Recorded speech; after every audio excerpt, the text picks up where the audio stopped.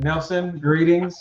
So we'll go ahead and kick things off here. So um, we're doing what we normally do for our monthly webinar called Friday Fun Facts, and typically we have a guest speaker that comes and joins us and talks about a specific topic that's relevant to our group and really other people looking to get started in commercial real estate.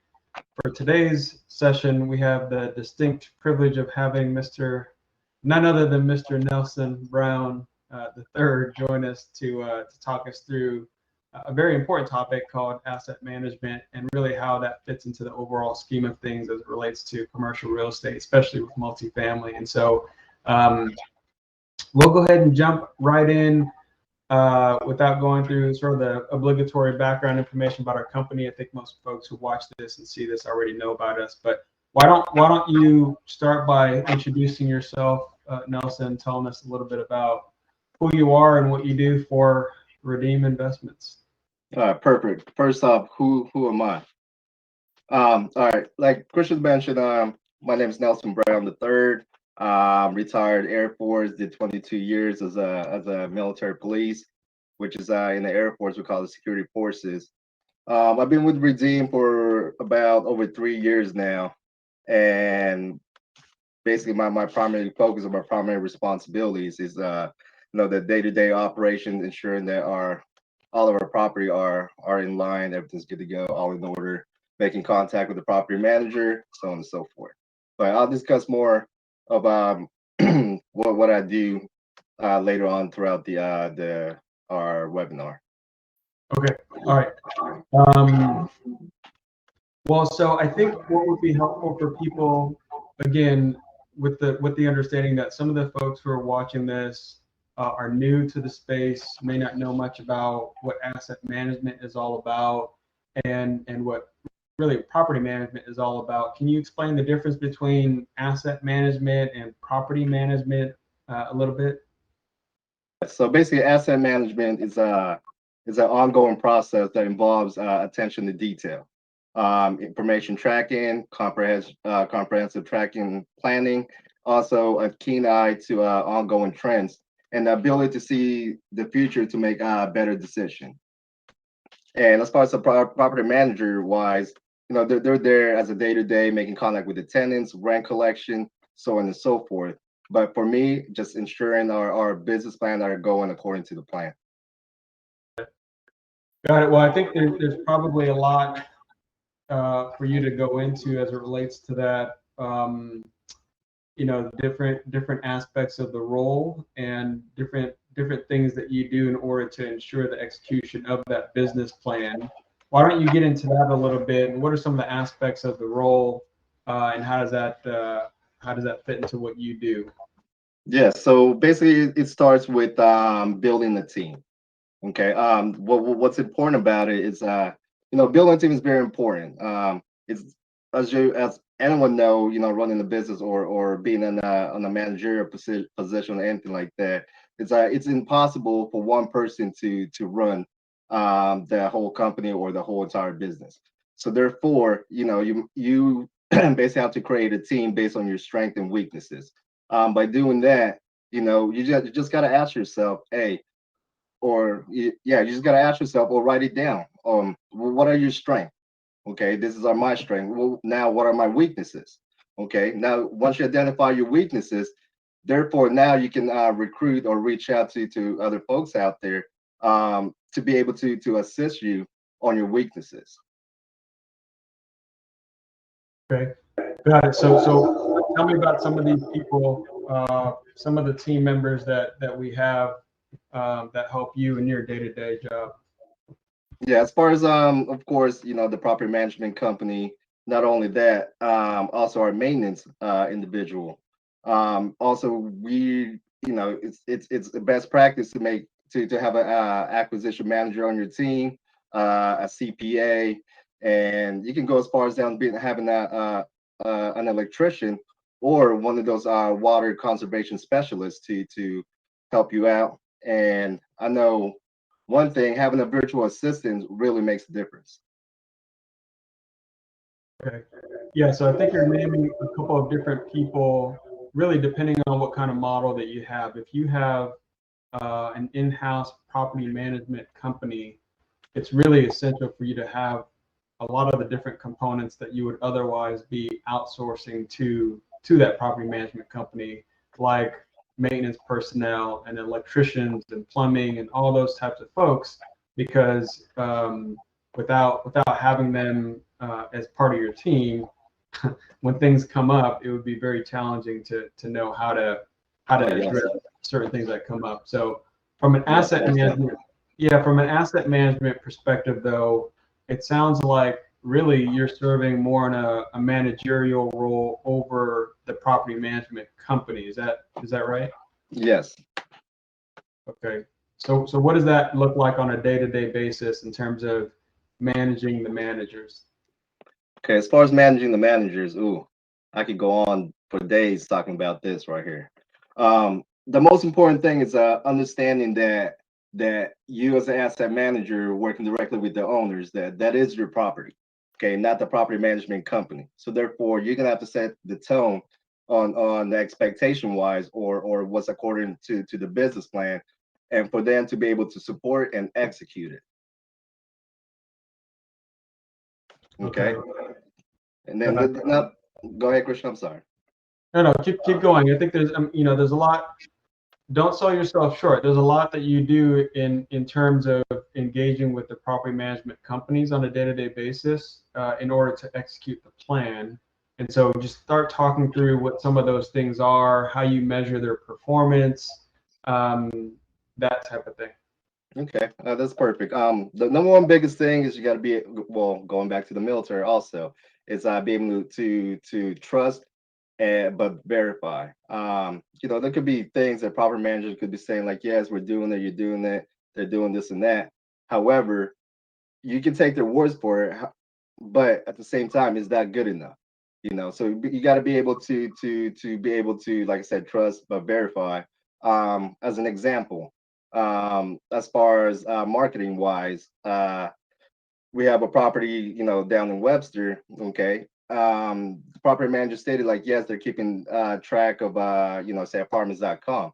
Okay, one way to look into that is, okay, log into apartments.com. How often are they refreshing the specific website, so on and so forth, or other things too. They're saying one thing, okay, why not get them on the phone, get them on FaceTime? Okay, let me see what the unit looks like. Y'all stated that y'all fixed this. However, okay, let me get on FaceTime with y'all and then see if it's actually done correctly. Okay.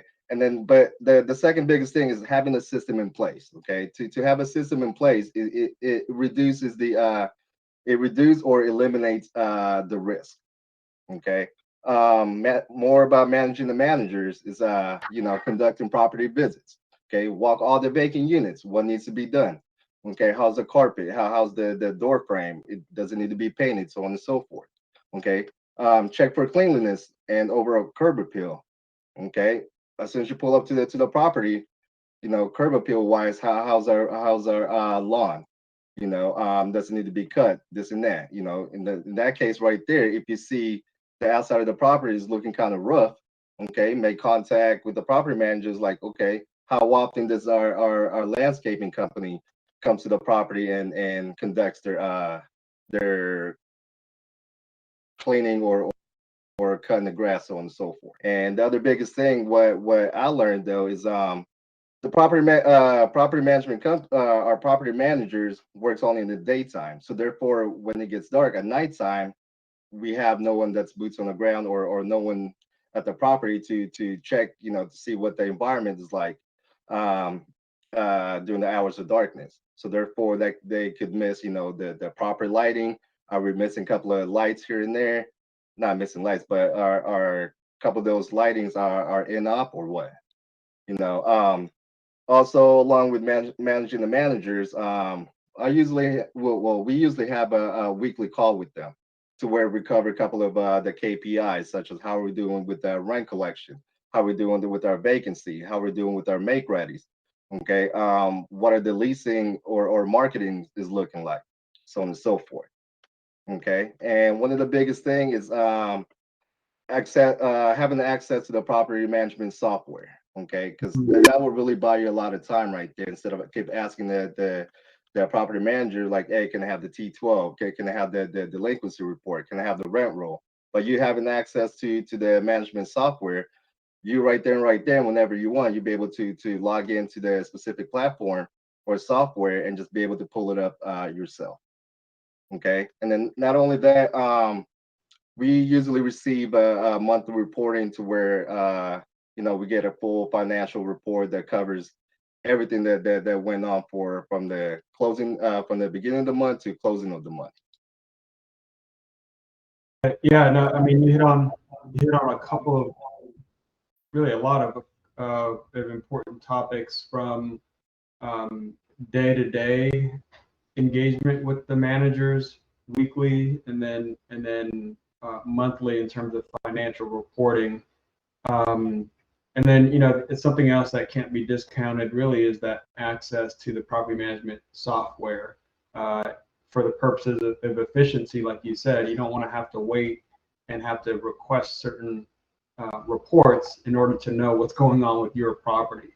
And I think that's the other thing that you started talking about, really, is the accountability piece, and having ownership of the property, because truly those properties are the responsibility of the owner in order to execute to to ensure that the plan is executed. The property management company and the asset manager's role is to ensure that the plan is executed. But ultimately, the responsibility is on the owner. And so, if if the people that are supposed to make it happen aren't getting it done, then there's got to be a change that happens there. So, That's true. um, so you mentioned KPIs. So talk about that a little bit and why that's important. And is that something that's more of like a lagging indicator or a leading indicator? Does it help you sort of predict what's going to happen when the financials come out, or is it more of a backwards looking tool? Let's see. Yeah, so KPIs is the key performance indicators. What is it? Basically, it's a backbone of any successful business. KPIs are measurable values that demonstrate how effectively a company is achieving and its key business objectives. So a few examples of the KPIs are income to rent collections, the NOI, average rent per unit, um, average rent, unit type and loss to lease, work orders, so on and so forth. I mentioned a few. Let me see if I can pull one up real quick.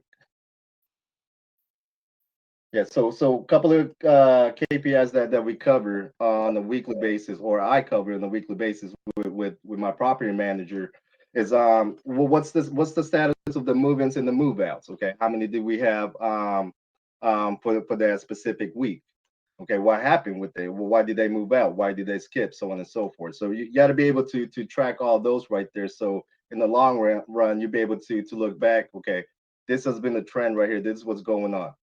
Um, I try to cover more of like the vacancy, like how many total vacant units we have, how many total vacant that's pre-leased, 30-day notice to vacate, how many renewals, how many is expiring within 30 days, within 60 days, within 90 days.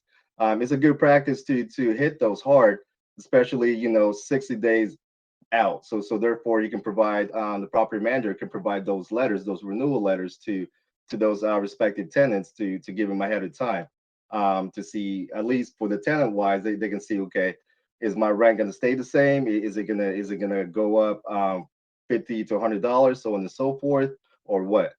The other thing that I like to keep track also is the collection. Okay, so as far as the collections, okay, this is my total charges that's supposed to be for this specific month. However, how much is it for just an income cash basis? Okay, not only that, but what is our total delinquent for that specific week or month, so on and so forth. Yeah, well, I mean, I'm smiling because if you had to compare and put a grade on different property management companies, would you say that all the information you just covered now is information that you should be having to pull out of them, or is this information that they should be providing to you? What would you say about that? this should be the information that should be provided to you. But however, being the asset manager, you have to set the expectation. You have to you have to be able to provide to your property manager what exactly do you want for a specific week, for a specific month, or quarter, so on and so forth. So you have to, as an asset manager, you have to set the tone on what you want for those specific time frame. Yeah, I think that's fair. So it sounds like you, as an asset manager representing the ownership, that you're responsible for setting the expectations on what information should be provided when, so that you can get that information from them. Yes. I think the part that's probably challenging, and you can speak to this, is when you're having to extract information that should be just standard data that any property management company should be able to provide and deliver, right? Yes. Yes, most Um, definitely. yeah. So talk to me about the process of leasing units and marketing, advertising. I mean, what role does the asset manager typically take in that versus the property management company themselves? Is that who's responsible for that? Okay, as far as marketing, advertising, so on and so forth, that's usually done by the property management company. Okay. However, there is a 1% that you, as the owner or the asset manager, you have to have your own way, or you have to be able to develop your own lead as far as having your own marketing plan. The ones I like to use, which I'm very familiar of, is that the Facebook Marketplace. Um, Keep in mind that Facebook Marketplace, that's all you got to do. Maybe log in there, 10, 15 minutes. You'll be able to put up a posting, saying, hey, we got a 2-bedroom, 1 bath, or 1 bedroom, 1 bath, so on and so forth. And what's the biggest thing about that? It's that platform is free, instead of having to go to a paid platform out there such as apartments.com, so on and so forth. It's best to if you're, as an asset manager, as the owner, wants to set up your own marketing plan, hit up, try to get with the platform that's basically, that's free. There you go, free. So yeah, so as of right now, our current marketing plan is conducted by our property management company. We have a couple of listings through apartmentlist.com and apartments.com, so on and so forth. Um, let's see. When it comes to marketing, make sure you got to make sure you include a video walkthrough of that specific unit, or even the whole property. Reason being, is what I've ran across is there's multiple prospects out there that's unable to visit the property or conduct a property tour during our hours of operation. So therefore, they've always requested, like, hey, do you have some kind of virtual tour, or some kind of video walkthroughs, so they can just see it right there and right then. Okay, this is what I'm putting myself into. Okay. During while listing, it's best to always have a interesting description on there. Couple of, what do you call it? Those little fireworks, like those little emojis looking thing, just to catch their eyes. You'd want to get a professional out there to take photos, so therefore you can place it on your posting. Also, you want to get into detail. Okay, how far is the nearest freeway? How far is the schooling? Elementary, junior high, high school, so on and so forth. What's the nearest mall? Where's the nearest Walmart, Starbucks, so on and so forth. Try to list that on the property details as much as possible. Aside from the square footage, dogs, pets allowed, so on and so forth.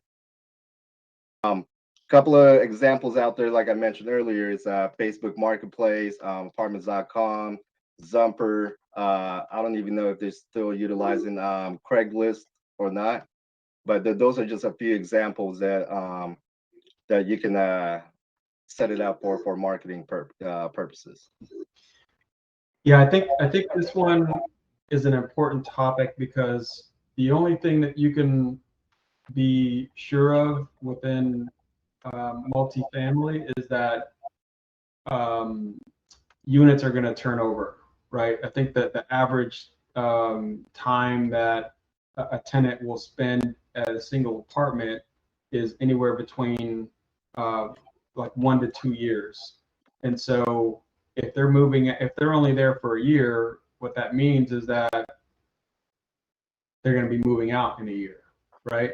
And depending on when certain uh, leases are due to expire, you can begin to anticipate when you're going to have vacancies, but then there's also other times when people would just skip and leave without any kind of a notice, and That's true. that's part of what can make this process challenging. Unlike retail or office or industrial, where those people are locked in for 5, 10, 15, 20-year leases, within multifamily, there's a significant amount of turnover, which also means that there's pros and cons to that, right? The pro is that when people move out and if inflation continues to occur, then typically the new rent is going to be higher than what the previous rent was.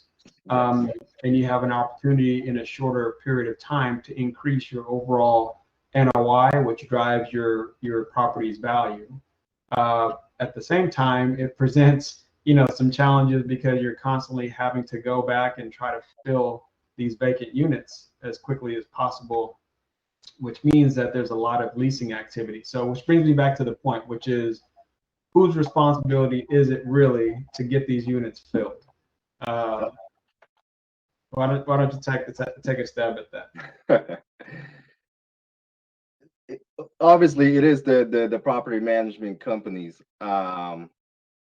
That's their responsibilities right there. But being the asset manager, you have a big part of it to ensure it gets done, or to where we get the occupancy percentage to where we want it to be.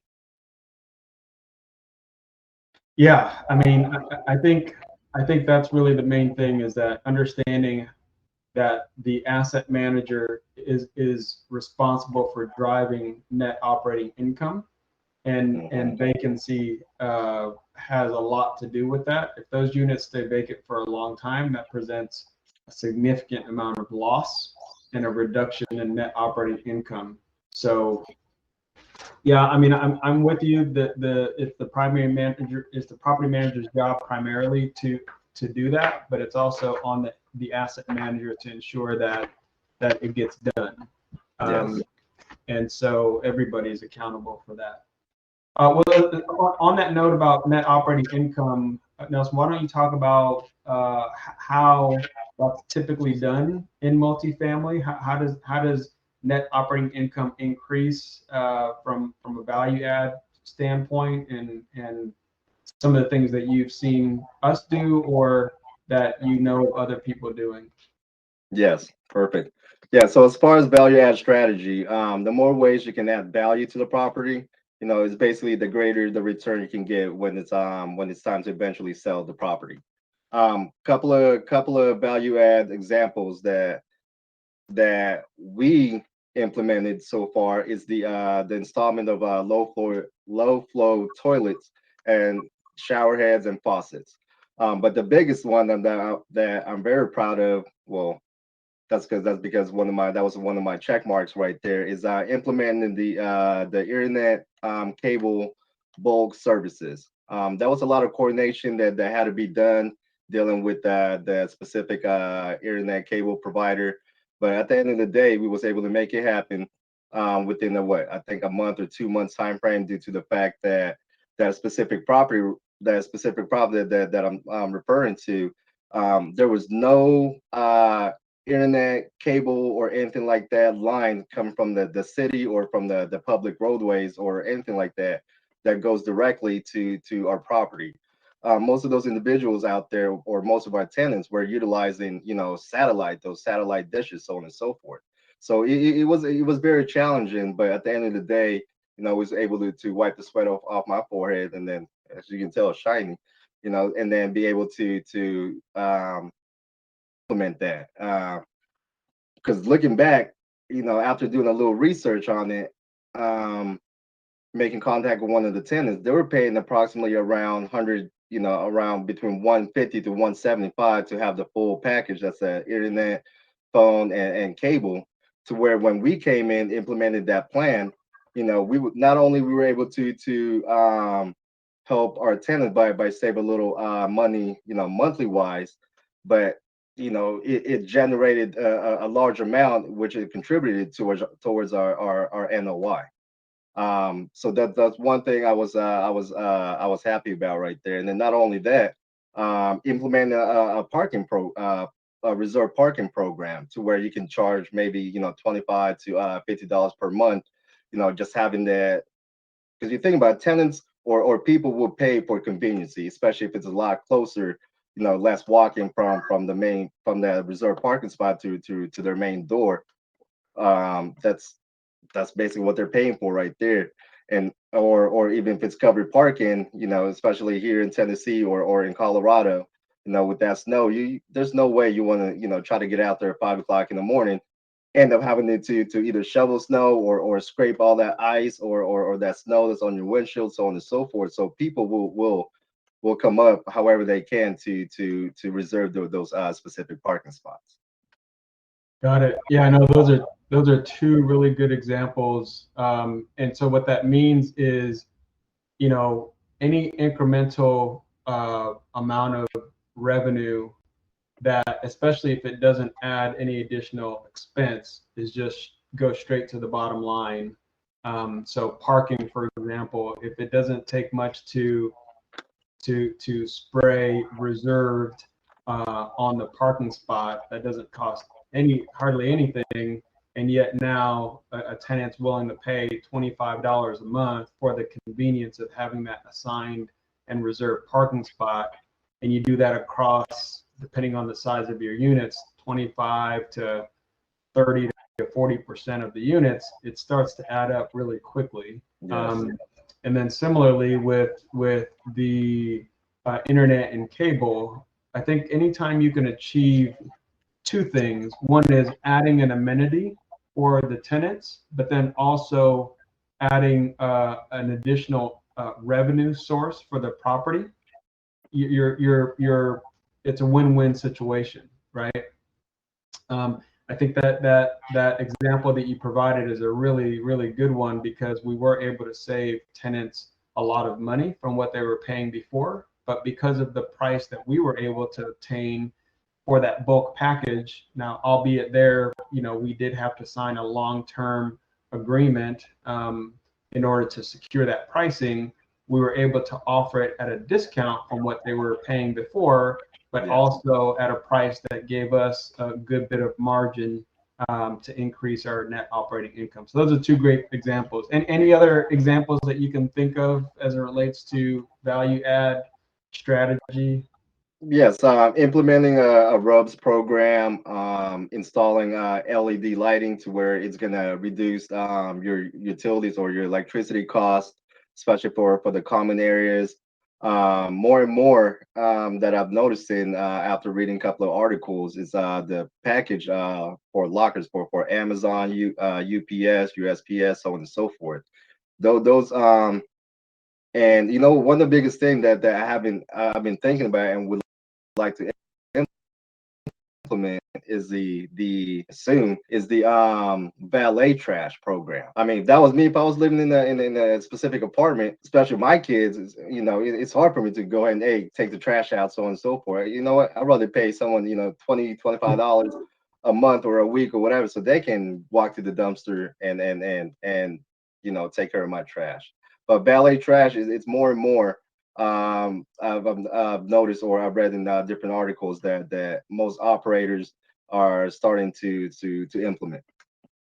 Yeah, that one's interesting, because there's even some apartments where they don't let you take your own trash out. It's a requirement that you sign on to the valet trash program. Now, I think that is probably easier to get done and implement, like in a Class A or a Class B plus apartment complex, where people have more discretionary income and will likely say yes, versus sort of workforce housing where you've got people who are probably working with their hands all day and don't mind doing a little bit of extra work and can walk the trash to the dumpster and not pay an extra 20-25 bucks per month. But it really depends on your tenants and knowing what things are important to them and Yes. what they'd be willing to pay for, right? Yes. Yeah, so on that, I've also we've not well actually we've done this at one of our properties too, is doing the enclosed patios. Typically that garners an additional premium anywhere between 50 to 100 bucks per month. So if someone is looking at an apartment building to purchase and they see that the ground floor has maybe like a patio, but there's no fencing or enclosure, then that would be something else to consider adding. Or if there are, here's another thing that I've seen is there's been a couple of properties we've looked at that do have the enclosed patio, but the owner has owned it for 20, 30 years, and they simply have not charged for that additional amenity. Well, that's an extra 50 to 100 bucks per unit right off the bat without having to do any work, simply by beginning to now charge a premium for that additional amenity for those first floor units. So these are different ideas and strategies for that. Yes. No, good stuff. Anything else to add to that, Nelson? No, I think that's pretty much it right there.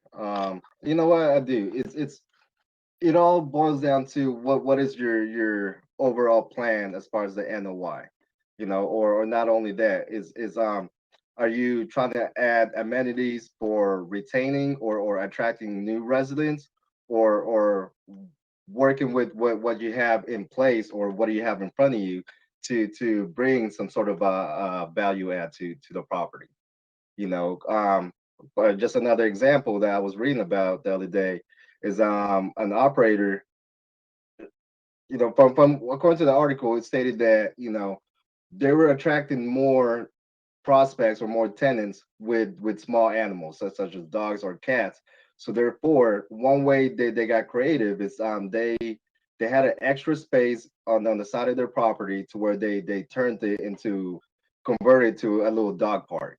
So, and then kept right into the article, it basically having adding the additional the little dog park section right there, it helped them out as far as retaining those residents or attracting new residents with small pets or small animals such as dogs and cats or whatever, to be able to help them fill up their property, their vacancy a lot faster.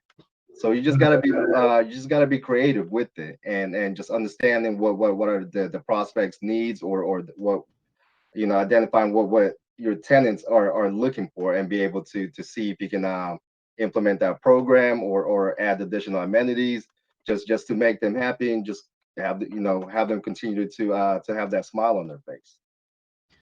Yeah, actually, that's a very good point, because especially as we look at vacancy loss. I mean, if there are amenities that, based on your understanding of what the tenant's needs are, that can be added as a means of retaining tenants. Maybe it doesn't necessarily mean that by adding that amenity, you're now able to charge more money, but because of adding that amenity, it means that you have less vacancy because less people will leave. I think that's Yes. another way to think about these additional amenities that you can provide to the community and to the tenants at these communities. So, no, that's a good one. Well, so I know there's a number of different topics that we could really talk about and dig deeper into, but I know one of the things that people who are looking to explore getting into the space really need to understand is, what are the different tools that are available to an asset manager or an owner of a property, so that way they can have an understanding of how things are going, what are some of those tools that you can speak of? Yeah. So couple of tools that I like to mention. For example, is the market analysis tools. Market analysis tools such as Neighborhood Scout, RealPage, CityData.com, local market monitor, housing alerts, CoStar, so on and so forth. Those are some of the programs or the platforms that you'll be able to gather more information as far as the market analysis. Email marketing platforms such as the MailChimp, Constant Contact, so on and so forth, or Active Campaign. Those can be utilized also. CRM is very, very important, important. It helps you stay organized, ensure you store every contact, so you get the value from your marketing and networking efforts. A good CRM tool consists of, integration, ease of use, speed of implementation, support, scale, customizing, and also pricing. So few that's out there. They got the HubSpot, Zoho, the ones that's our favorite, Propertyware, and I think the last one or the other ones is Salesforce. So those are just a few tools to like a research on or a must have items.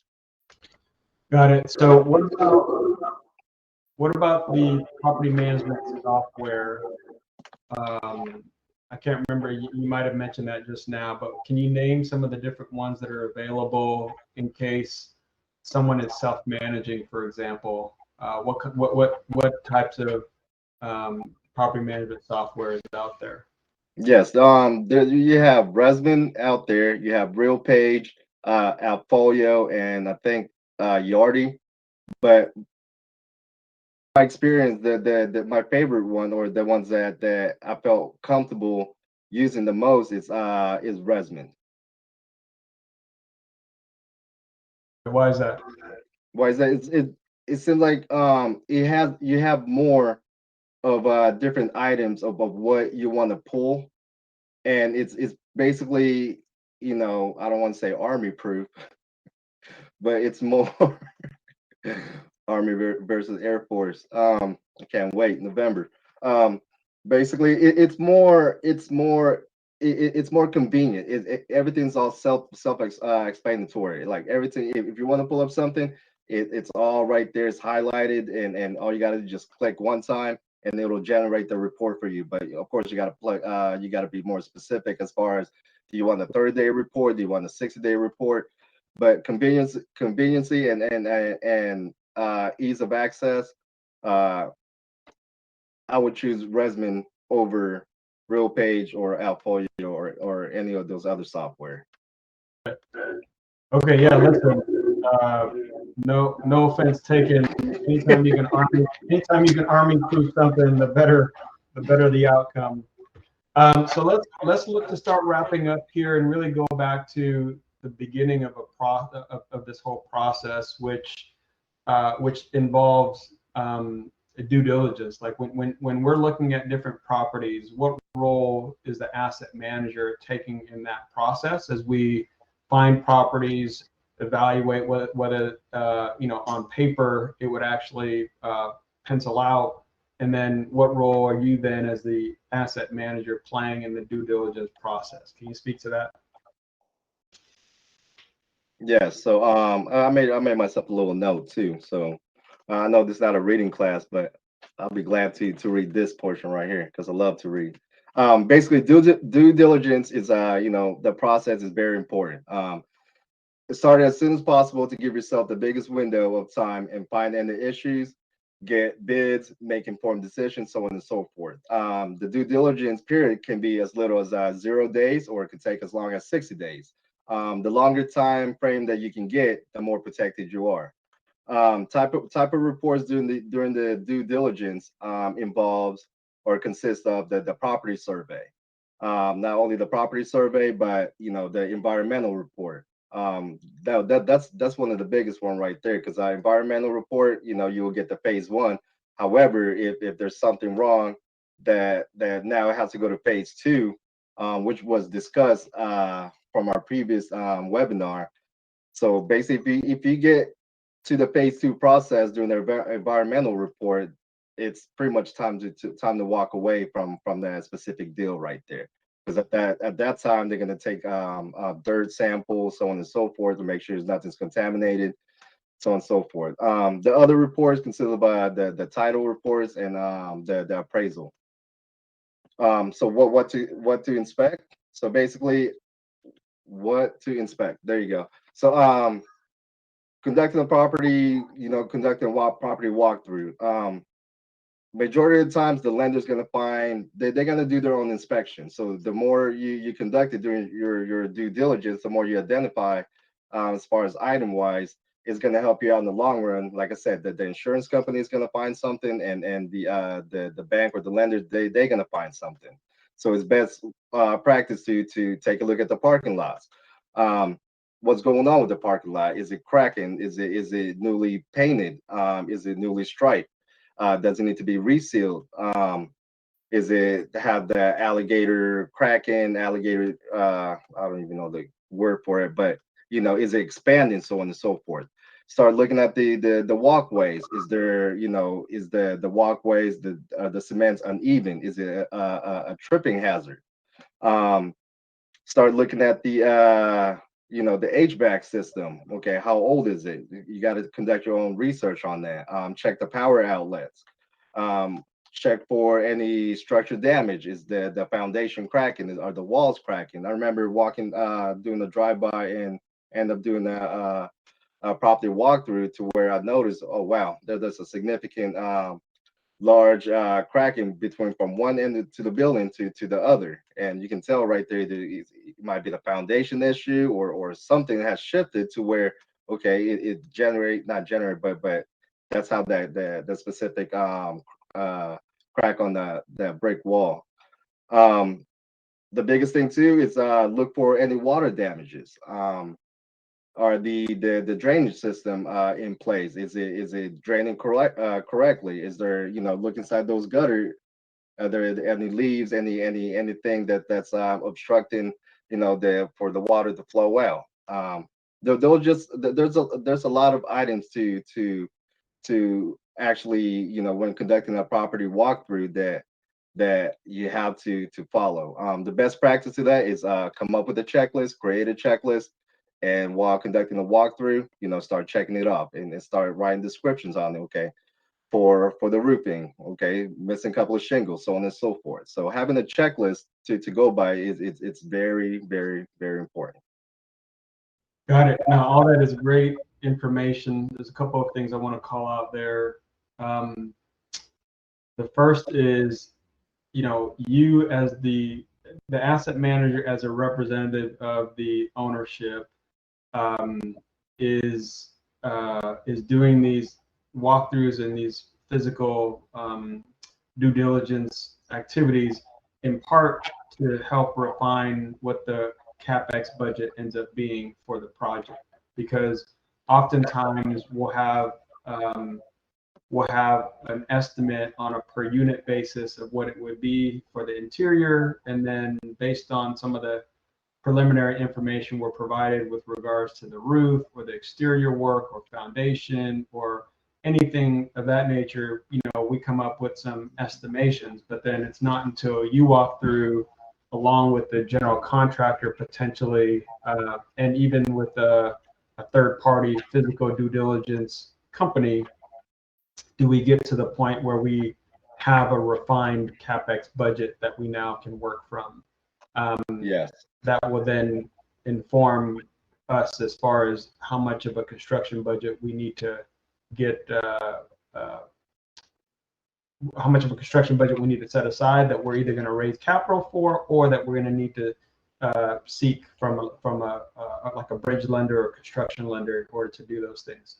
I think the other piece that you mentioned is the number of different inspections that occur even after you purchase the property. So because the lender is your biggest investor partner, they're going to want to come inspect it, because the insurance company is not going to want to pay for anything that they told you to fix and that you don't, they're going to want to come inspect it.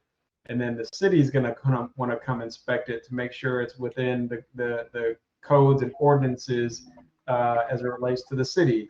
And so all these different entities that are inspecting the property, there's a risk of each one of them coming back to you and say, hey, here's a list of stuff you got to fix. Yes. So to Nelson's point, if you can get ahead of that and start addressing those things as part of your construction and repair renovation plan, you'll be in a much better position. So all good things there as it relates to physical due diligence. Let's do this, Nelson. I'm watching the time and really didn't want to spend more than 45 minutes here. Let's go ahead and land the plane. Anything else that you can think of that would be helpful to someone considering an asset manager role or buying a property and self-managing? Any pitfalls for folks to watch out for? Anything like that? Yeah. So my biggest thing is you know, this is a team effort. Okay, you have your property manager and you have your regional manager who's in charge of, you know, that specific property or the specific property manager.